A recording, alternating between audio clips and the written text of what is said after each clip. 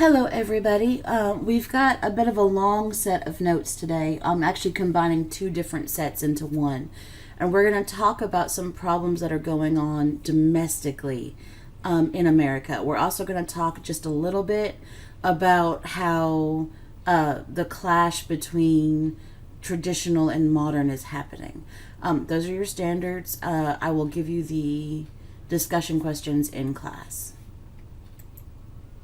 All right, so domestically, what's going on in America at this point in time? So you're going to have the growth of nativism. That is the big issue in the 1920s. People get a lot more racist.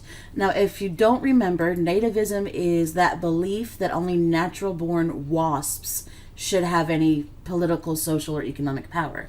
If you can't remember what a wasp is, it is a white Anglo-Saxon Protestant. Okay. Now, there's two reasons why nativism is growing in the 1920s. And the first one is the fact that the Creel Committee did a really, really good job during World War I. During World War I, the Creel Committee put out all that anti-German propaganda, and it convinced people to hate Germans. Well, they're not just hating Germans over in Germany, they're hating Germans in America. And that hating Germans in America is going to spread to hating immigrants everywhere, all kinds of immigrants. There's also going to be this desire to protect or preserve the American way of life. Nativists are concerned, or they're worried that immigrants will water down what we consider American culture or the American way of life. So the greatest fear or concern for nativists was that foreign or radical subversion was happening. Okay, subversion or a subversive is a hidden threat that weakens from within. So think of it like a spy who's sent into a factory to sabotage the factory. Only in this case, instead of it being the factory, it is the American country itself. So they are convinced that subversion would bring about an armed revolution that would destroy America. They were actually convinced people would show up with guns and take over America. And because this fear is so prevalent in the 1920s, a lot of Americans are going to develop an intense, unreasonable fear of foreigners. That's a vocab word. It's called xenophobia. Okay? This intense, unreasonable fear of foreigners. You're afraid of foreigners for no other reason than because they're foreigners. So there's three effects of extreme nativism you need to know. Okay? The first effect is the rebirth of the KKK, or the Ku Klux Klan. Okay, the Ku Klux Klan is a terrorist organization. We talked about them before during Reconstruction. They started off as an anti-freedmen organization. Their goal was to intimidate freedmen and keep freedmen in a submissive position in the South.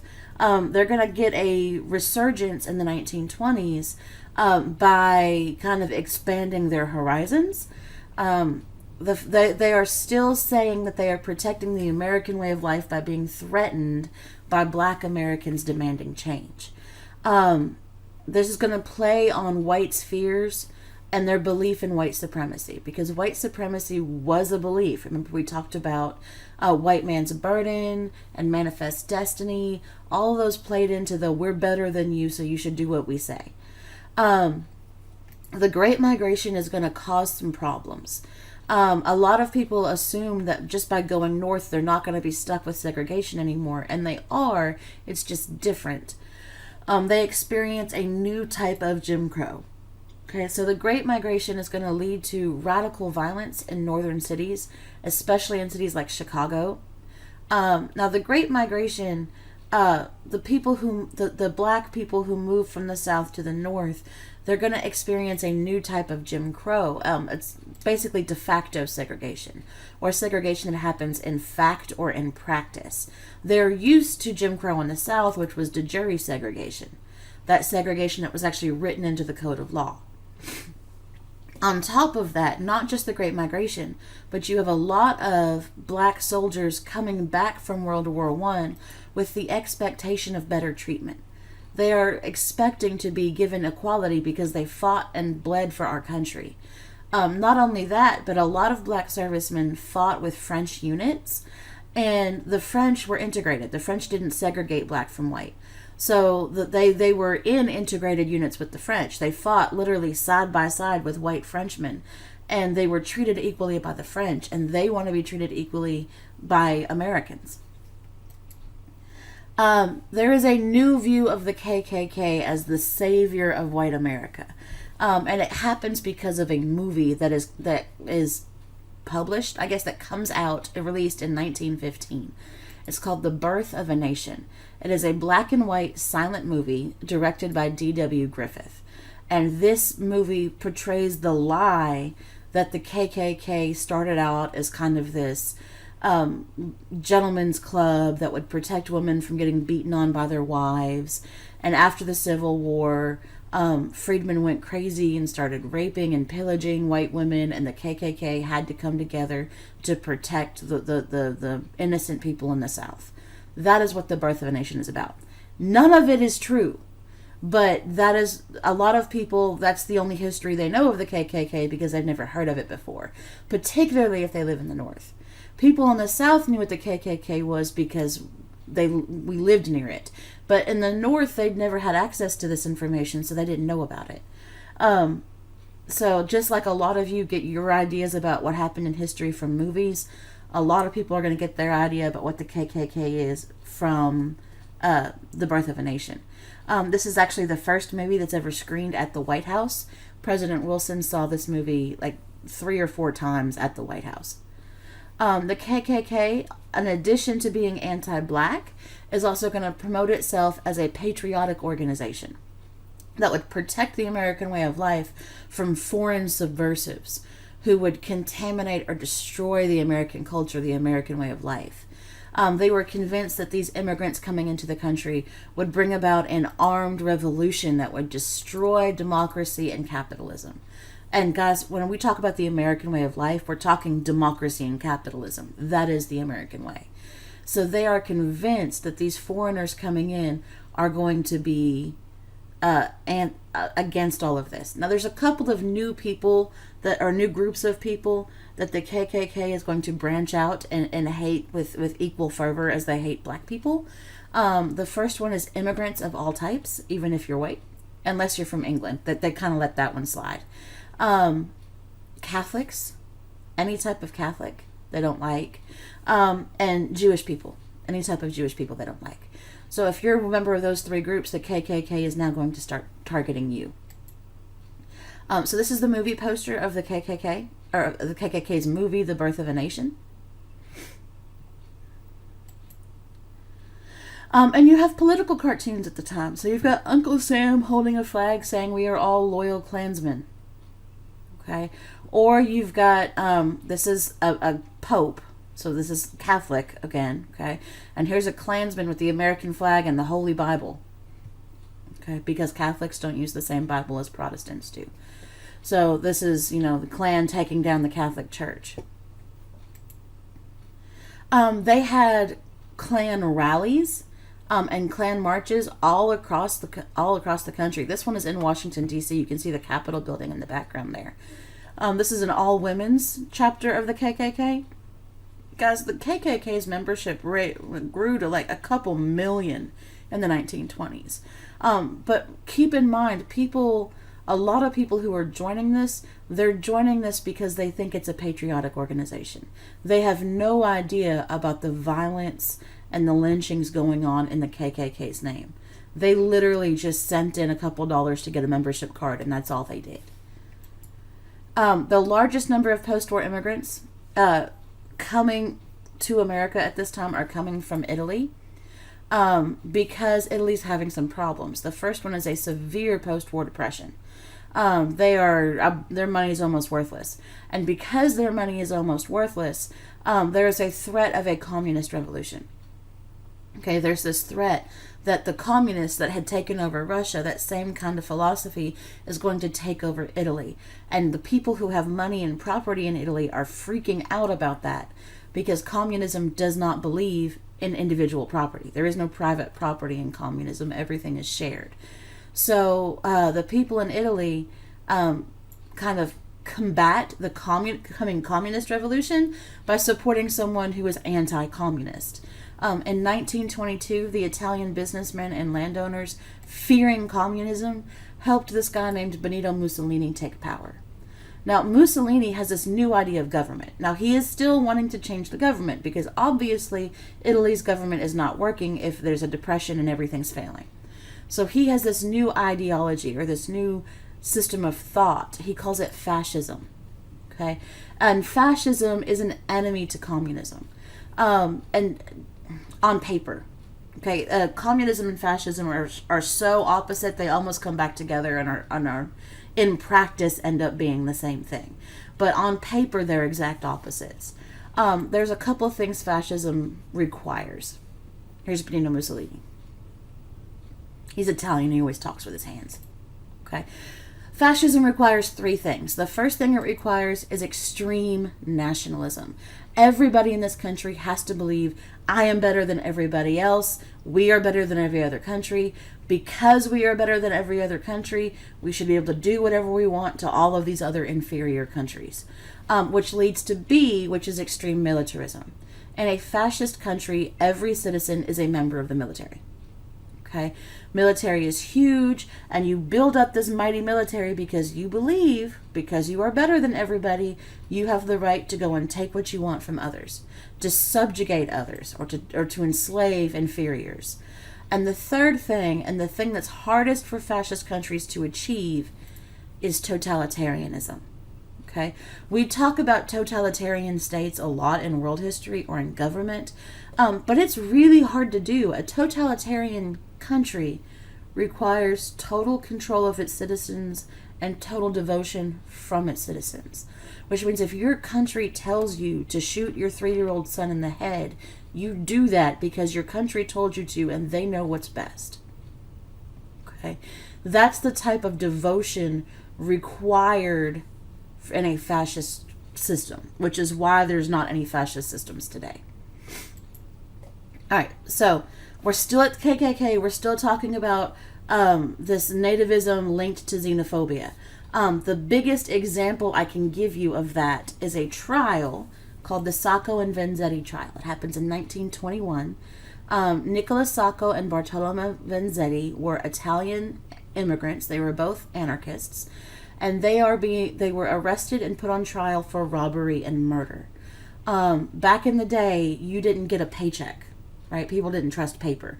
So on payday, your boss would actually go and get a box full of money and bring it to your work, and you would show up and they would count up the number of hours you worked and hand you that much cash. And there was a man who worked for a construction company who was shot and killed and robbed of that box of money on his way back to the construction site. And Nicola Sacco and Bartolomeo Vanzetti are the ones who are being tried for this. The evidence against them is incredibly weak. Most of it is hearsay. Someone told me that they saw them near this place at the time. A friend of mine told a friend of his that Nicola was going to be there and he was talking about maybe doing this to somebody someday, sometime. Like, that's the type of evidence they have against them. It's not very strong. But they are convicted. And they are convicted not on the basis of the evidence. They are convicted mostly because they were Italian immigrants and they were anarchists, and the jury did not like that about them. The jury really didn't focus on the evidence so much as they focused on their hatred for immigrants and anarchists. They are both going to be executed after exhausting years of appeals in 1927. And now the question, were they actually guilty? Well, we know because of ballistics tests done on the gun that was found and the bullets that were used in the 1960s. Fingerprinting tests, that type of stuff. Sacco was absolutely guilty. He totally did it. Yeah, they did it right there. But Vanzetti was probably not guilty. We can't say he was definitively not guilty because you can't have evidence of something that never happened. But there is no evidence that would even come close to remotely tying him to this. So they're batting 50-50, I guess. I mean, they got one guy, but the other guy probably got killed even though he didn't have anything to do with it. Now, when you look at them, this is Vanzetti and Sacco. Okay, so this is the guy who did it. This is the guy who probably didn't. Did it? All right. So you're going to see a lot of immigrants protesting this trial because they know that they're not being given a fair shake here. They know that they're being convicted because they're Italian and because they're anarchists. They're not being convicted because of any type of evidence they have against them. Excuse me. This is one of the famous political cartoons of the time. It says, "Come unto me, you oppressed," which is kind of the message of the Statue of Liberty. And you have a European anarchist sneaking up on her with a bomb. Okay, that's not a very subtle cartoon. Like this very much says that the European anarchists are coming into this country trying to destroy our freedom. Okay, so because of all that anti-nativist feeling going on, KKK membership is going to reach at least 3 million. But it's going to drop very sharply in the middle of the 1920s after a 1925 newspaper expose exposes all of the violence in the South connected to the KKK membership, to the KKK. When the KKK members, the new members of the 1920s, realized the violence and the murders that were going on because of the KKK in the South, almost all of them almost all of them are going to end up ripping up their membership cards and leaving the KKK. All right, second thing that happens during because of xenophobia is the Red Scare. Okay, the Red Scare is an anti-communist hysteria or panic. People are freaking out because we now have a new enemy, and that enemy is an idea. Okay, and that idea is communism. Communism is seen as the biggest threat to America for two reasons. One, it had already taken... excuse me, I'm sorry, I keep yawning. The first reason is that it had already taken over Russia. Okay, Russia isn't even Russia anymore. It's the USSR. So they are now a communist country. It had taken over the largest country in Europe. So we know it's possible. We know it can happen. And the Soviets, the Russians, right? They're now led by a guy named Joseph Stalin. And Joseph Stalin very openly tells the world that he is making it his mission to spread communism across the globe. He sends secret revolutionaries or spies into Europe and the United States. And we know it's happening, right? It's like the CIA. We know we have spies. We just don't know what those spies are doing. And the communist spy system is known as Comintern. It stands for Communist International. And these Comintern spies were sent around Europe and the United States to try to convince people to overthrow the government and turn their country into a communist country. And people are freaking out because what we see as proof of these communists working in our country is these strikes happening by unions. Union strikes and the violence associated with those strikes seem to be warning of or proof of a coming communist revolution. Because it can't possibly be that the workers are being treated badly. It has to be that there are communists in these unions and they're the ones driving these strikes against these good American factories. So Vladimir Lenin, he was the guy who was in charge of the Soviet Union during the revolution. He's the one who pulls the Soviet Union out of World War I. When he dies in 1924, this man takes over. His name is Joseph Stalin. All right, so because of nativism, because of union strikes and violence, because of people fearing that a revolution is going to happen, Americans develop a witch hunt mentality. They believe they know for a fact that there are communists in this country trying to take us over. So now they're looking over their shoulder and they're looking at everybody they know, trying to figure out which one's a communist, which one's trying to convince me to do something anti-American. And one of the results of the Red Scare is seen through our Attorney General at the time, our head lawyer for our country. His name was Mitchell Palmer. He's also known as the Fighting Quaker. I don't know if that's a compliment or not, because Quakers are supposed to be pacifist. So, take that as you will. He is the head of the U.S. Justice Department. So it's his job to decide what laws get prosecuted and what laws don't. And he is going to, after a series of bombings, anarchists start sending mail bombs to people. Mitchell Palmer gets a mail bomb in the mail. Mail bomb in the mail. He gets a bomb. And it explodes in his house, and it freaks him out. And he decides that there are too many communists in the country and they all have to go. And he, quite illegally, does something called the Palmer Raids, where he rounds up hundreds and hundreds of suspected communists all over the period of a couple of nights. And a lot of these people are going to get deported. A lot of them are immigrants. They're American citizens. A lot of them are. They have their citizenship, but he's not going to care. He's going to deport them back to their original countries anyway. He says, "You're a subversive. You're here over the other country. Get out." And he does this without trials, or he does this with a very speedy trial where the people's rights aren't being protected. Okay, so this is Mitchell Palmer. Okay, and here you've got him stringing up immigrants, right? People inspecting, making sure you're real Americans, scooping up all the subversives, and kicking them on the boat, kicking them out. Excuse me, I can't believe I keep yawning. So, is anything he's doing here protecting the basic rights of these immigrants, or of the people who have gotten their American citizenship? No, of course not. He's not. People aren't read their rights. They're not given the right to an attorney. They're not given the right to a trial by their peers. They're not given any of that. So the abuses of the Palmer Raids, because Palmer breaks all these laws to get this done, we're going to see the creation of something called the ACLU, the American Civil Liberties Union.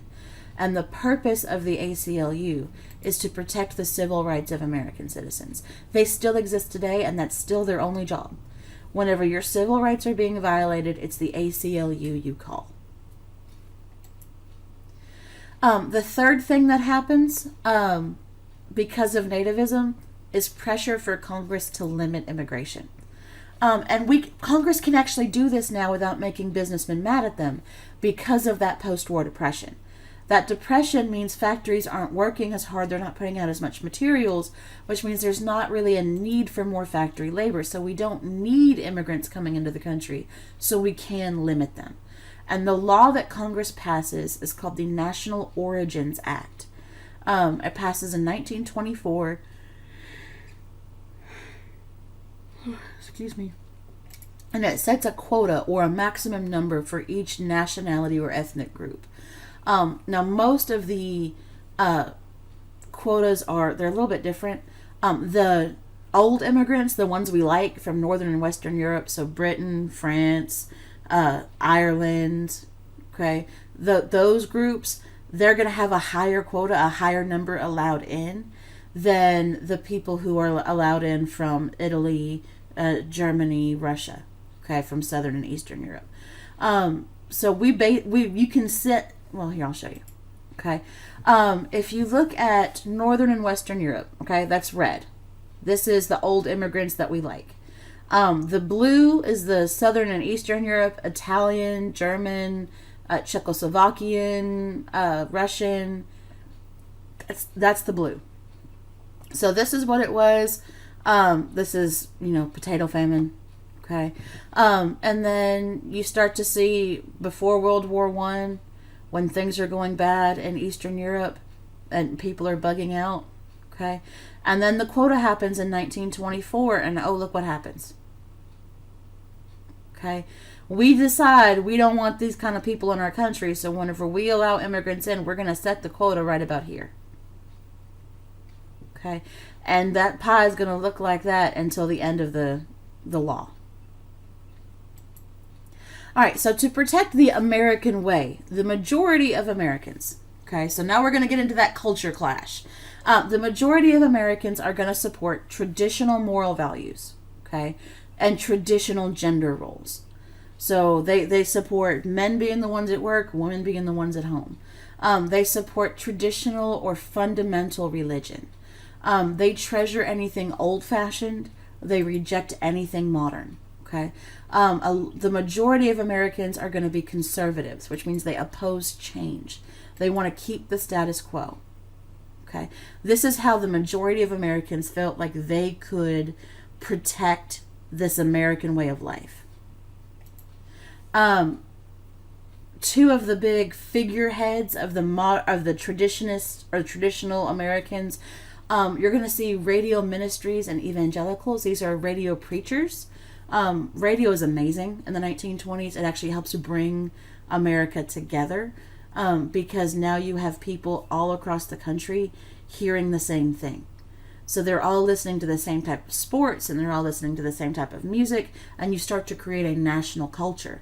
And one of the things they're hearing are the ministerings of these two preachers, Billy Sunday and Aimee Semple McPherson.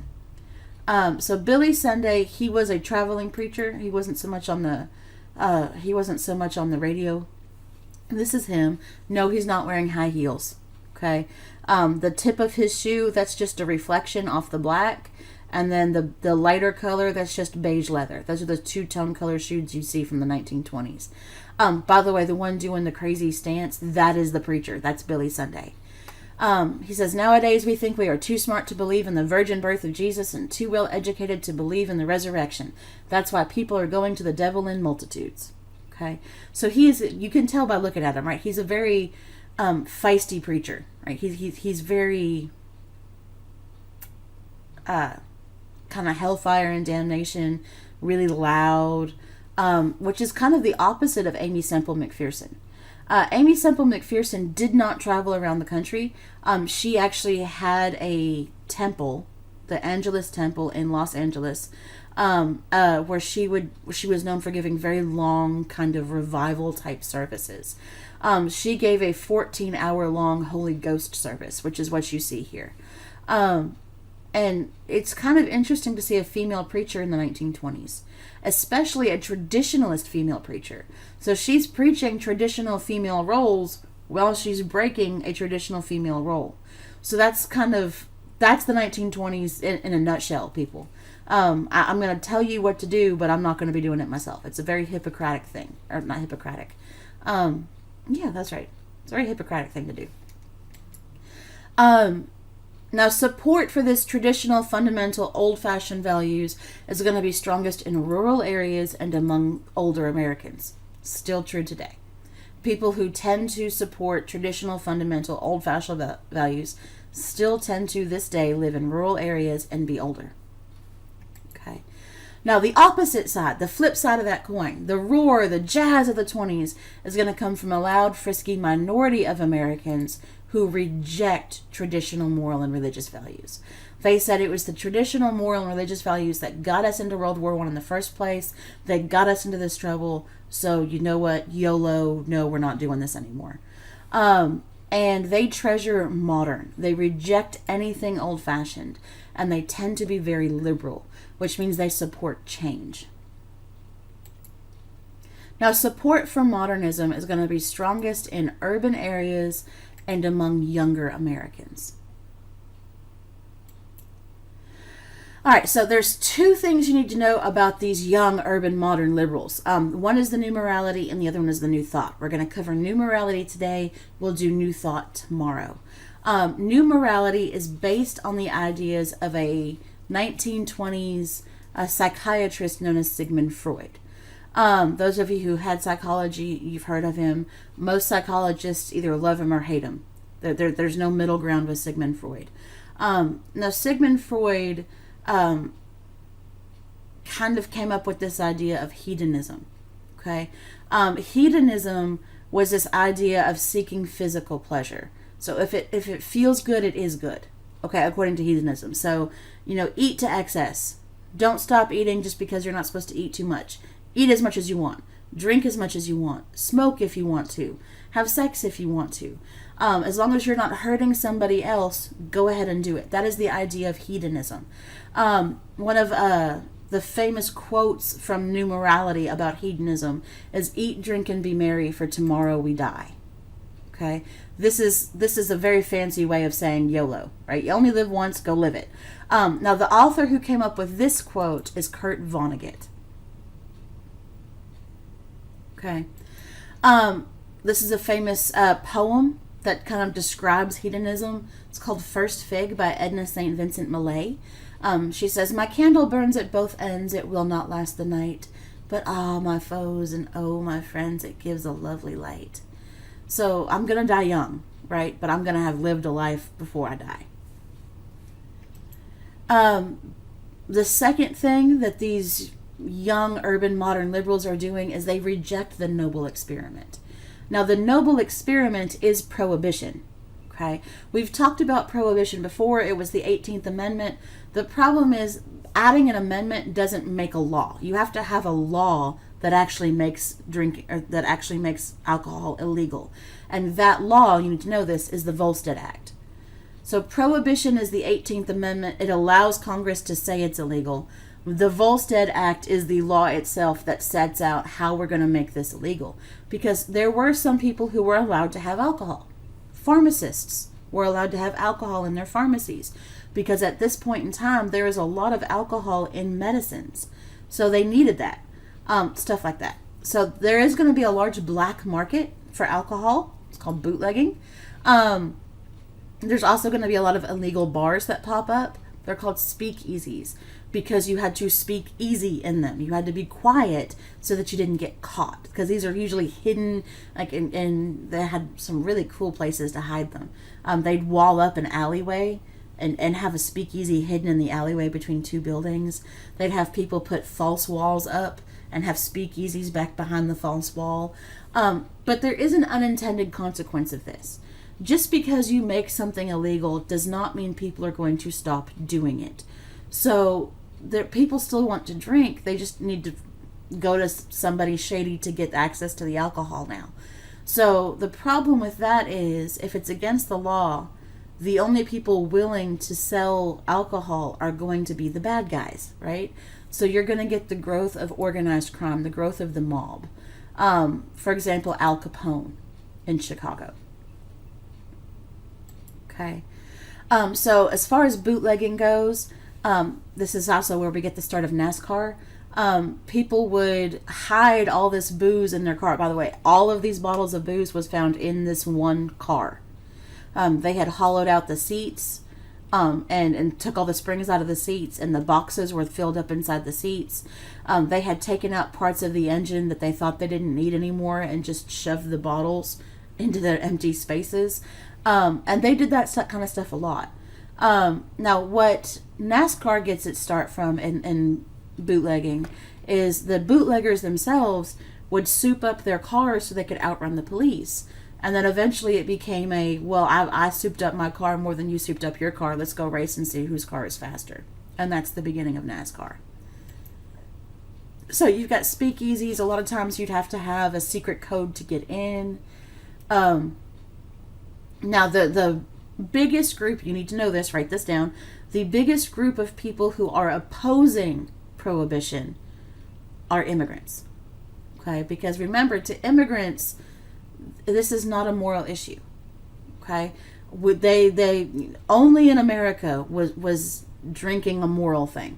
Okay? No other country on the planet considers alcohol immoral. Now, drinking to excess in other countries is still frowned upon and looked at as immoral, but the alcohol itself is not considered immoral. Basically, in other countries, if you can't drink responsibly, they look at you like you're an idiot. Okay, you're just expected to know what your limits are. You're expected to not drink to get drunk. But in America, it's considered a moral issue. This is Al Capone. He's going to make his name. He's famous for the St. Valentine's Day Massacre, where he had a group of his friends, or a group of his men, I should say, dress up as Chicago policemen. They walked into a room dressed up like policemen and had all the guys line up against the wall and did the little frisk pat search thing like they were getting arrested.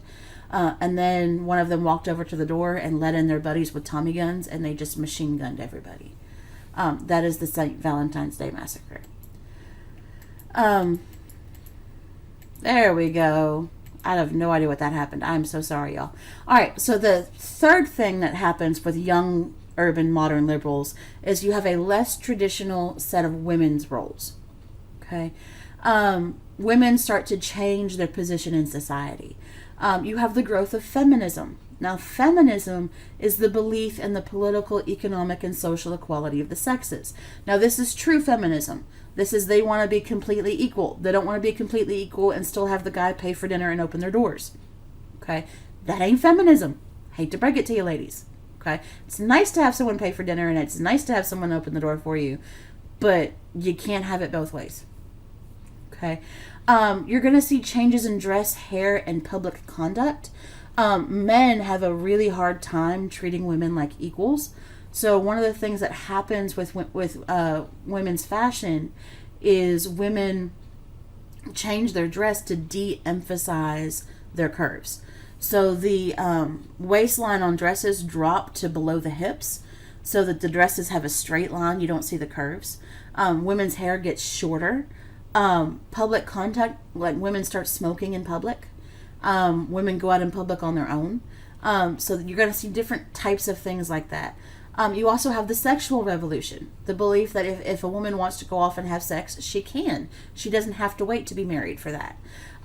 Or if she is married, the woman has the right to decide she doesn't want children. Okay? And we talked about Margaret Sanger earlier in a different set of notes. But this is when Margaret Sanger starts to make her name as a birth control pioneer. This is whenever she's pushing women's right to have access to birth control. Now, in the 1920s, pretty much the only birth control you're going to get is condoms. But that would help a lot of people. For a lot of women, they don't even understand how to time their cycle. So just being able to teach women that would be a whole new type of revolution for married women.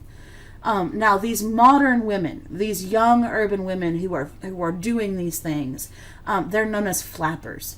And no, it doesn't have anything to do with undergarments. I have no idea where you guys got the thought that flappers were because they weren't wearing bras, because bras weren't even really a thing yet. They were still wearing corsets.